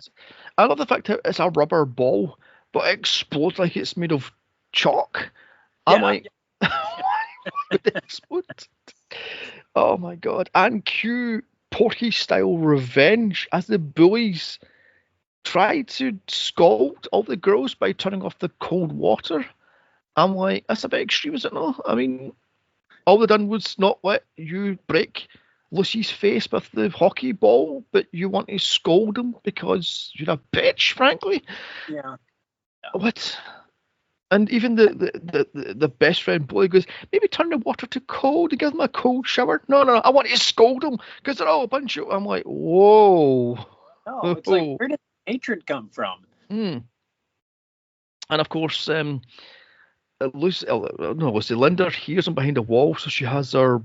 What was it? Her heat vision, and it blows up the pipe and pretty much broils them as the steam just hits them in the face, and they're running away. I'm going, oh my God. Although I do love the fact Helen Slater is under the shower with the black wig on, and she doesn't get it wet. She's got the back of her hair's wet, but not the actual wig. I'm like, oh my god. She's going, oh no, don't get me wet, don't get me wet. So bad. It's so bloody bad. Anyway, so Lucy knows Linda for 1 day and acting like they're besties all of a sudden. I'm like, you know this chick for 1 day. Why are you being all nice and nice here? Like, come stay with me for the long weekend because it's a long weekend. You can stay with my parents and we can go to Popeyes and hang out and meet my boyfriend and yay. I mean, bestie, yay. Jesus Christ. Oh my god. So that night, Supergirl searches Chicago for the power source. I love how she just flies around. She's like, la da dee. And she's looking at her wrist with a little white light thingy. Yeah, I'm like, okay, we don't need any more flying around for one thing. No. And we get that the bracelet does what it does, so we don't need to keep reviewing it because that's what it felt like. Like, oh, remember, I have this bracelet that does, and it's like, we know you don't have to keep showing it. I love the fact how she pulls out a map of Chicago and Midvale is right there on Chicago, right underneath some city. I'm like, okay then. I mean, it's clearly made up, so why the hell would you get it right on Meanwhile, Selena is trying to cast another love spell on Ethan. I'll get in here. What is this, Cougar Town? I mean, she's 43 and he is 28 at the time. Oh, really? So... just hated that whole thing because, I mean, I didn't hate it at the time because I thought it was going to play into the plot a little bit more. But, afterwards I was like, oh my gosh, that was just such a huge waste of time. I wonder if that's some of the stuff that ended up on the cutting room floor for the 109-minute US release. I have no idea. I mean, I have no idea.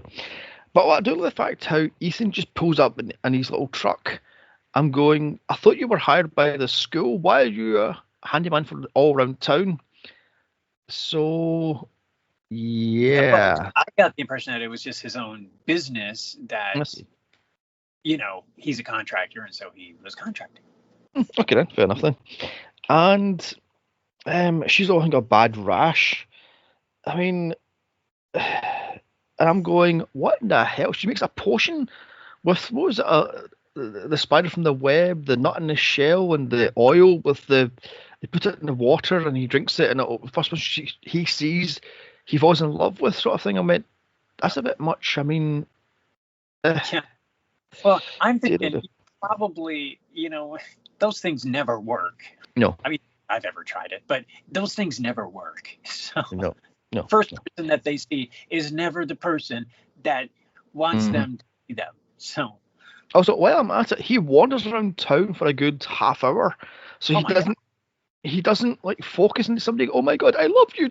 Really? You've got to wait until you get rescued before you fall. What the? Who wrote that bit? I mean, oh my god. So up walks Nigel in a truly hideous outfit. What the frick is he wearing? Oh, I know. I mean, the characters even mentioned how weird it's a leisure suit, don't you know? Oh, it's fashion, and no, it's not. That's fashionable, and I don't think you're going to be leisurely in that. But yeah, can't get that at all. I'm like, why put him in such a weird outfit? Yeah, What was the point? Normal outfit, or make it a warlocky outfit. Yeah, and I've got to say, what was the point of that scene? He just walks up. She tells him to bugger off, then it just cuts to Ethan wandering around the street because he's been in a haze sort of thing, in a daze.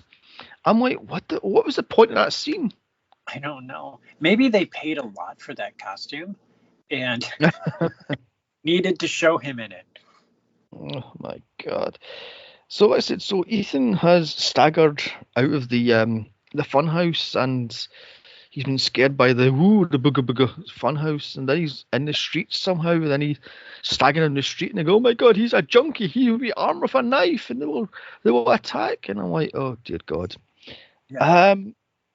And it went that whole Midvale, him wandering around and the whole, monster truck thing, just was way too long. I mean, they interspersed it with Selena stuff, once in a while, but it was not enough because it just went on way too long. Yeah. And luckily, Linda is in town to meet Lucy's boyfriend, Jimmy Olsen, played by Mark McClure, who is 23, where Lucy is 17. That's jailbait.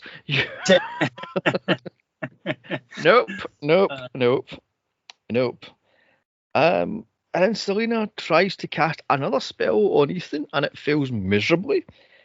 And this is a bit where the digger thing picks up Ethan off chasing down the street and picks him up, and I'm getting Maximum Overdrive flashbacks, and they're not good flashbacks. By the way, apparently, according to the director's commentary, it was what's his name, Hart Brushner did that stunt himself as the things rolled towards him, and he had to stumble and fall and did it. And apparently, it was timed to perfection, else he would have run over. No. No.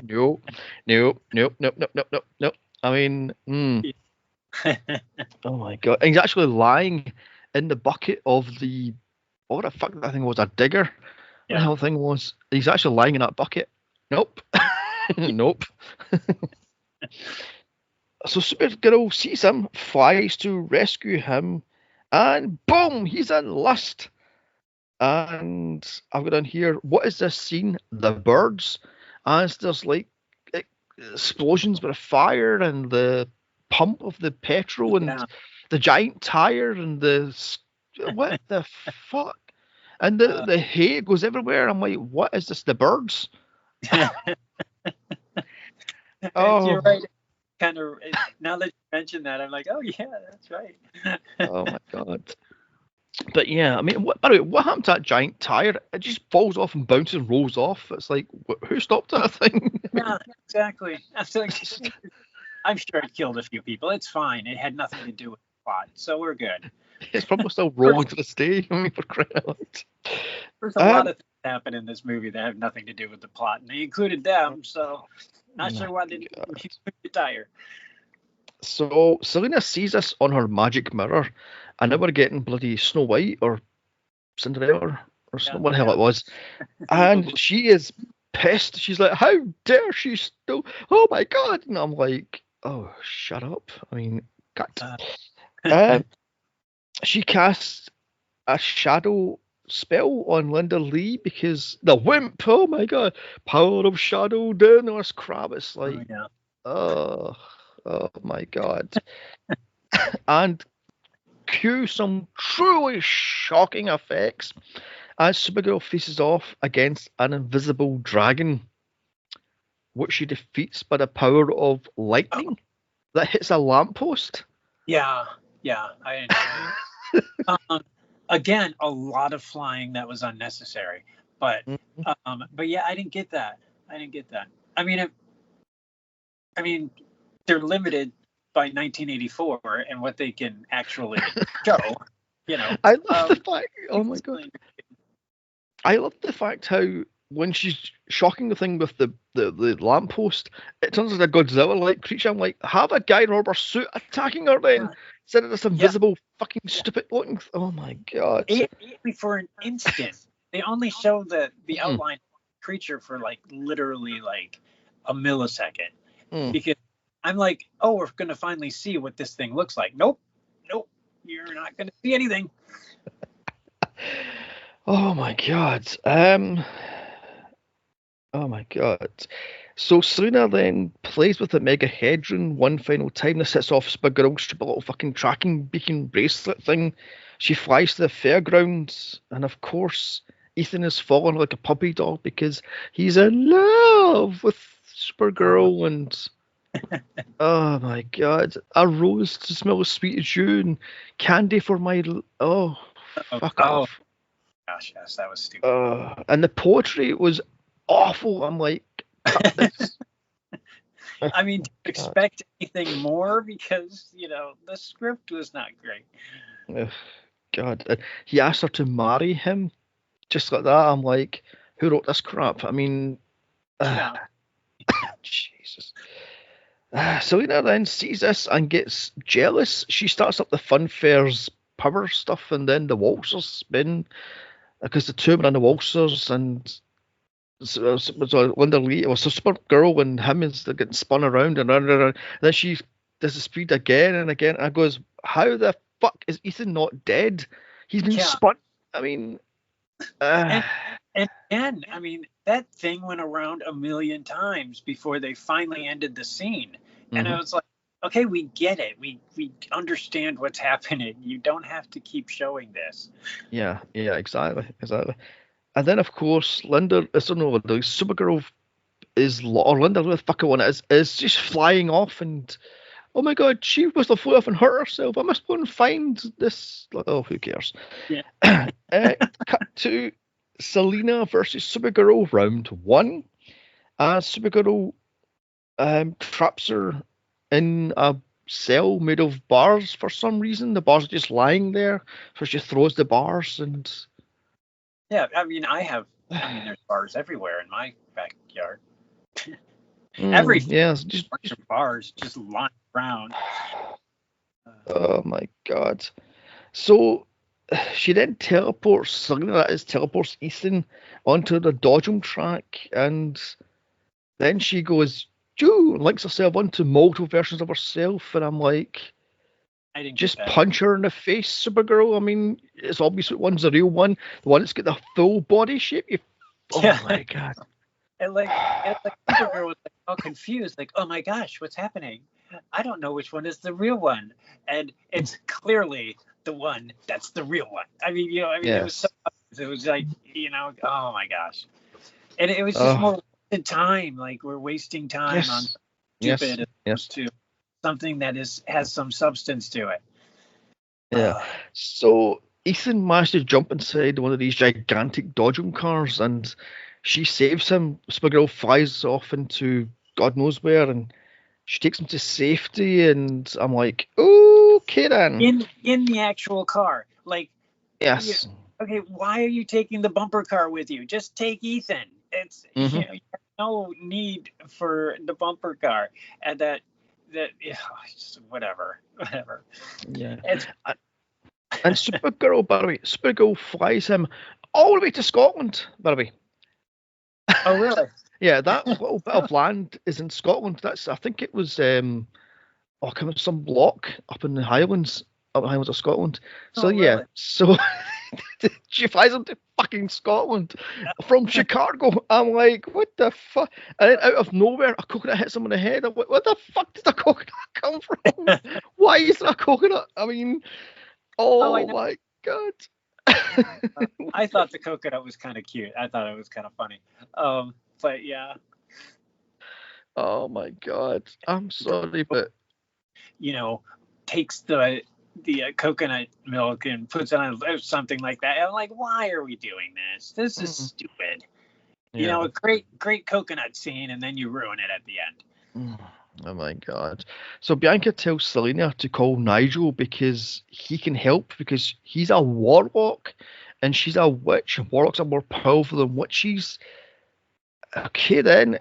So meanwhile, back in Scotland, Supergirl and Ethan are now all lovey-dovey and smoochy, but somehow Nigel teleports him back to Chicago, and instantly he's chained to the bed. I'm like, what the fuck? So yeah.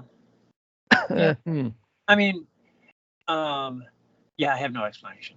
Oh, I forgot to say, he picks up the nut with the spider in it, and he goes, oh look, little spider, and flicks it away. And that releases Ethan from the spell, and he goes, I must help Linda. I'm going to hear how. You're in Britain. She's in America. What are you going to do? Swim? I mean, Jesus Christ. Oh my God. So they teleport Ethan back to the States. Supergirl flies over straight into a trap as Selena sends her to the Phantom Zone for some reason. I mean, how do you know about the Phantom Zone? Yeah, I didn't. Yeah. where Supergirl has no powers because, of course, she doesn't. Um, Selena then steals Nigel's black magic fucking voodoo wand thing, or hell it was, which was pure evil, he says. I'm like, okay then, so you've conjured evil into this little voodoo stick thing. Yeah. Get in. Yeah. You got to be careful when you buy those voodoo sticks. You don't know you don't know the level of evil that's in each one. So. Oh my god. I'm pretty sure there's a little switch in the back turns to good, for trying it out. Anyway, so Selena, as I said, steals his stick and turns him into an old man. She then teleports there. She then transforms this fairground into a giant hill mountain with a castle. What the? Just like that. Just like that. Yeah. Oh, my God. I thought great. Like, that is something that would actually happen in a DC comic book story. Okay then. So I thought it was. I thought it was kind of. It didn't bother me at all because I'm like, yeah, this is exactly what would happen in a DC. It would never happen in a Marvel comic, but in a DC one, absolutely. So. Yeah, well, fair enough then. So in the Phantom Zone, Supergirl finds out she is powerless. She can't fly. She doesn't have her super strength. She is nothing, and she somehow walks into a pool of black tar for some reason. Yeah, I'm like, why would you walk into the pool of black tar? I don't know. Didn't make it. It was like, I guess, to show how, in what a bad situation she was finding herself in, I guess. So, yeah, I will tell you that when she backs up, when she first gets there and she stands up and she backs up and she tries to fly, boom, face plants on the ground. When she backs up to take that running leap to fly, she almost trips over the trampoline. Yeah. Whatever she like nearly trips over it. And then comes back. I'm like, oh, I know exactly what you're going to do now. Because dear, oh dear. I mean, is that how she ends up with a cut in her face? Because where did that cut come from? She had a big cut on her forehead. I don't know. Oh, maybe because when she tried to fly and hit the ground. I have no idea. Anyway, so out of nowhere comes Zoltar, and he tells her he's lost all hope. He's been here for eons, and time has no meaning, and the bad guys over that hill over there, they're all that's where Zod is, and where the other two Kryptonians are, they're all evil, and I'm here with my Squirt. I mean, maybe if he stopped drinking, he would be a little more positive about life, but I just love that. He goes, would you like some Squirt? And she's like, no, that's disgusting. Squirt. I'm like, enough for the Squirt already. Oh my God. Stop saying that word. It was just like, oh my God. Like that at all. That was just so disturbing.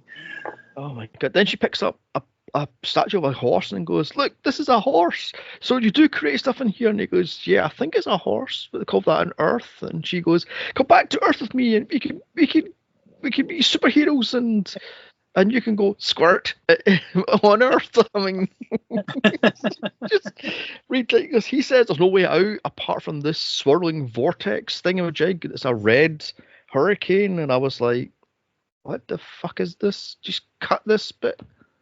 Oh, I know. It just, that whole thing took so long. Like, it was the same imagery and it was the same everything for that entire time. Yes. By the way, isn't there a DC superhero called Red Hurricane? Because I thought that's what that was. It was Red Hurricane stuck in the Phantom Zone. But it goes, how did he have these powers, but she doesn't? So, anyway, move on. So they climb up this cliff, what the hell it was, and Selena is back on Earth using a magic mirror, and she's like throwing stuff at him. I'm like, what the fuck? Oh yeah, I forgot. Yeah, because she can see her somehow in the Phantom Zone. Yeah, she goes, there's a fireball, blah blah, boom, and one hits Zoltar, he flies by and goes, "No, I will be with you." And he just kept falling and falling and falling, and I'm like, oh my gosh, just give it up. You're dead. Yeah. It's fine. Don't just. Oh my gosh. I mean, why did they make that last? He just kept swirling around the thing, and it's just like, oh my gosh, just die already. Yeah. I mean, it's ridiculous. So back on Earth, Selena has secret police that she takes over Midvale with, and she arrests anybody who disagrees with her. I'm like, that was quick. So what is it? Days later? Is it the next day? What's going on? How the hell did you become so powerful? The city only had like 3 days worth of oxygen or whatever before they needed the whatever had in the back. Yeah. So I'm talking about actual on Earth. Day 3. So no, that's true. That's very true. Although in saying that, it's inner space. Does time work differently? Since the Phantom Zone, he's been there for eternity and all that stuff. So who knows? Well, in my extensive studying of physics of inner space, I can tell you that. I can't tell you. Yeah, I have no idea. I mean, is it like work? You start work and it stretches on, and it's like, oh my god, you've been here for 4 hours. You've been 10 minutes. No. It's kind of like this movie. Yes. Oh we're stuck in space right now as we're watching Supergirl. It's just never ending. Oh my god. And Lucy Lane and Jimmy Olsen get arrested because they have placards saying no to Selena, down with the witch. I'm like, but you're supposed to be in love with her because she cast a love spell over you. And I don't get. She says, I can't control men's mind, but she can control the army and the police force. So how the fuck does she? Because she created them guys. Those she created. She didn't change the minds of theirs. She created them. So she's fine. I see. Because didn't she say when she had the map of America, she goes, by Monday I'll have this, by Tuesday I'll have this. I know, we'll go from town to town and take over the police force and the military like we did in Midvale. Okay, you're right. She can control. I was trying to explain something, but clearly this movie is refusing to allow me to. Yes, the logic is like, what? I mean, so back on Earth, Supergirl flies through the mirror for some fucking reason, and it's Supergirl versus Selena round 3. Selena then gets the Shadow Demon to attack Supergirl by going, Shadow Demon, power of Shadow, I command you to twist and turn and pull and use really bad special effects. Oh, twist Jesus. To make little sense in the visuals. Yeah. Oh my god. Then of course she hears Zoltar going, I'm almost with you. Use the force. Use the force, Supergirl. Oh my god. She somehow managed to just fly out of the thing's hand and then. Yeah. I don't know. I was just glad to see that her break away because did not want to see any more of those bad special effects anymore.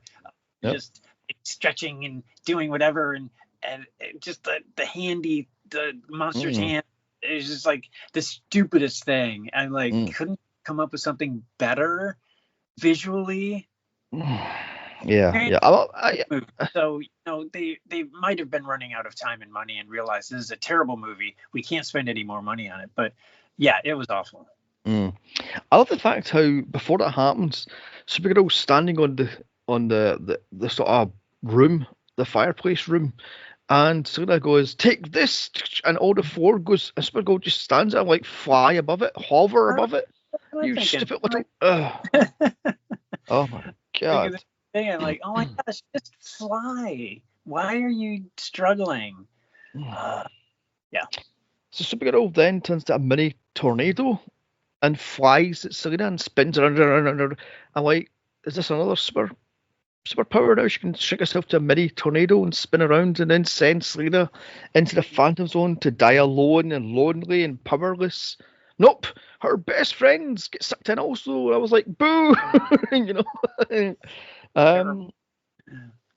Supergirl now has the ball. She flies back to the city, and it's dying as Argo City has run out of power. It's like, as she's flying, and up goes the credits. And Yeah, and that's the end. Finally, yay! oh my god! So let's wrap this fucking turkey up. That was Supergirl. Was this a dare? Was this a tax rebate? They went, there's $30 million. Rebate it, sod it. Let's make this shit movie and try to make a franchise, because it was a failed experiment to try to do Superman all over again, but with a female, and it failed. This thing failed in everything. The acting, the effects, the editing, the writing is all shocking. I mean, oh my god, this is just terrible. No wonder Hollywood took 20 years to do another female superhero movie. This kicked Hollywood's ass and slapped her in the face and that was so fucking greedy, you bunch of. So what do you say? Okay, so this was not the train wreck that I was expecting it to be. I was expecting it to just be this horrible thing, because you see the promos, the promos from 1984, the previews and everything. It looks like complete trash. Like it was I don't know who did the marketing for this movie, but it was awful. So I was expecting a complete train wreck. And then I saw it, and there was a lot of boring parts and a lot of too much, flying and scenes that were way too long. But it was not the horrible, terrible, very bad movie that I thought it was going to be. And it was largely because of Brenda Vaccaro and Faye Dunaway. I thought they did a fantastic job as the bad guys. I thought they were funny, but yet serious when they needed to be. And I just thought they did a great job, both of them. Helen Slater had some lines that she could, that she did fine with, but a lot of them, she just was too simple. And that bothered me, because she was not a complex person at all. They're not a complex character, and it should have been. But yeah, it was not as terrible as I thought it would be. And by the end of the movie, I'm like, oh, that wasn't so bad. I don't know. To me, this thing is a complete basket case. It doesn't want to be serious or a joke or nudging and winking and going, this is ridiculous, isn't it? Isn't this ridiculous? And it's not. It's trying to be funny, and it's failing miserably, and it's so dumb. It's like, you must have an IQ of a 4-year-old in order to enjoy this. It's like, this is badly written. 1 minute it says you can't do this, then it doesn't. You can't do this. It's like, yeah. I mean, yeah, it's almost like the plot was made for some animated 1980s animated TV show. Yes. Because it's not. It's got a lot of plot holes, and it's not well thought out, and the script is very much 1980s animation, kind of Saturday morning stuff. But except for the statues of boobs everywhere that just seem to populate everything. But yeah, it was definitely, the script was bad. I mean, everything was bad about it, but it wasn't as bad as I was expecting. True. So let's score this sucker then out of 10. 1 being fucking dog shit, 10 being solid gold. I'm going to give this thing, I don't know, a 3 out of 10, because bless her cotton socks, Helen Slater tries. As Supergirl, she tries, but as Linda Lee, she's a fucking idiot, and as Kara El, she's a bloody moron, frankly. But she tries, bless her cotton socks, and the Bianca actress, she knows what she's in. This trashy piece of crap movie. She's going. So I should go to the camera and go, come here. Look at this ditzy bitch here. Look, what the fuck she doing? It's like that. She's going, look at this state of this. Oh my lord. I mean, so I give it a 3 for that. Plus the flying, I kind of like the flying, because she actually looks like she's actually flying, unlike Superman. He looks like he's been yanked out of his tights, basically. So what would you give it then? I will give it a 5. Okay. Because Okay. ultimately, I did enjoy the film.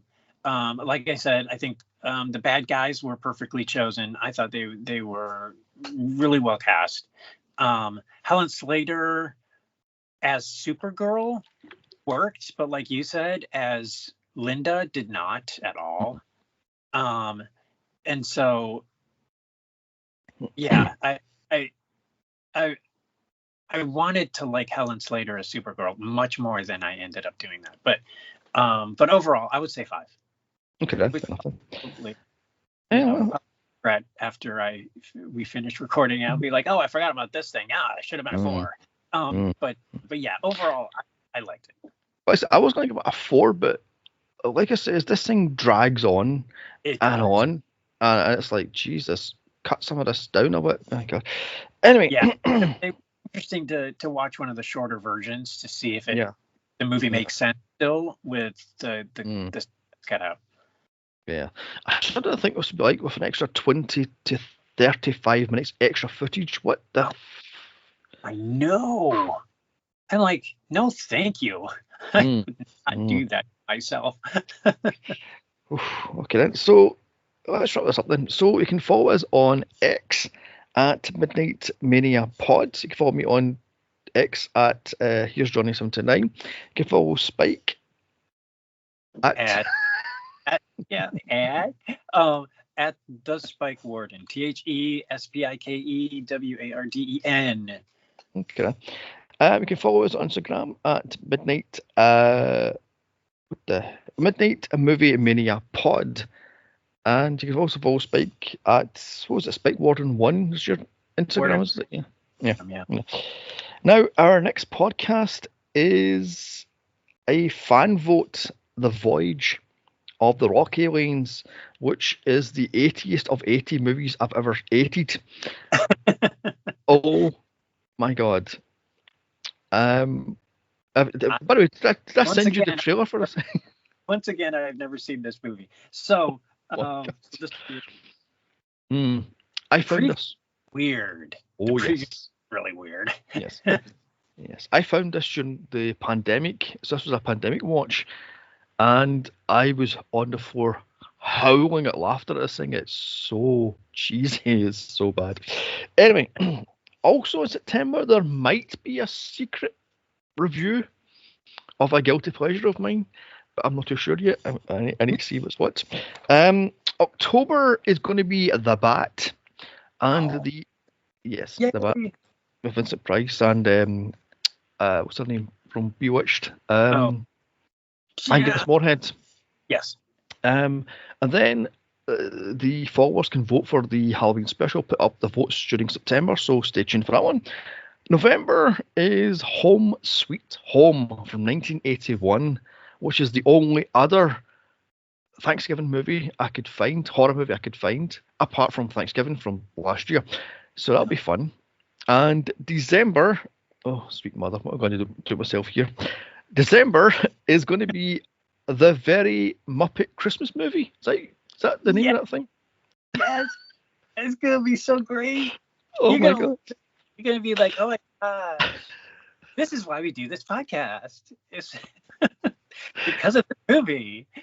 Yeah, this one, I shot myself in the foot because I was looking through YouTube and I found this thing. What is that? And I watched like 10 minutes and went, oh my God, this has to be covered for December. This thing is so bloody cheesy. So it was either that or it was Muppet Christmas one when it had all the together. And Muppet Family Christmas. Yes, yeah, that one.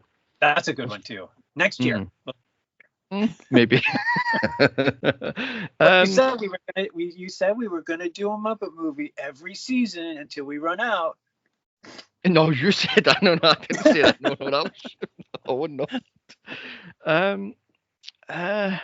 Yeah, like I said, it was a toss-up between the Very Muppet Christmas thingy and that other Christmas one, and I've watched the other Christmas one, and it's fun but bad and cheesy but 80s, and I can't quite stick at it because it has like the Muppets, the Muppet Babies, it has Fraggle Rock, and I think it has Sesame Street in that also, so it's like the ultimate crossover, take that Marvel sort of thing.